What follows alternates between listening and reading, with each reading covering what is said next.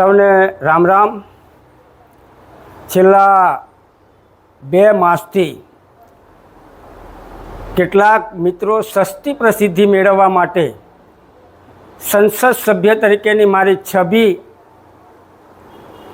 બગાડી અને લોકો વચ્ચે બદનામ કરવા માટે એડિટિંગ કરેલો ઓડિયો વિડીયો શેર કરાવી રહ્યા છે।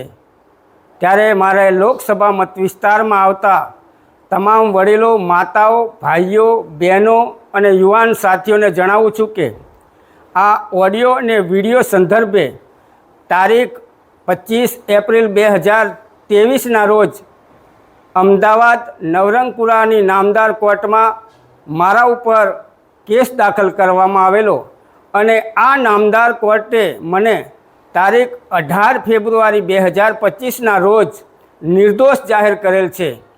ત્યારે સસ્તી પ્રસિદ્ધિ મેળવવાના પ્રયત્નો કરતા મિત્રોને હું જણાવું છું કે તેઓને આ સંદર્ભમાં મારી સાથે રૂબરૂ ચર્ચા કરવી હોય તો જાહેર મંચ ઉપર હું આ ચર્ચા કરવા માટે તૈયાર છું। વંદે માતરમ।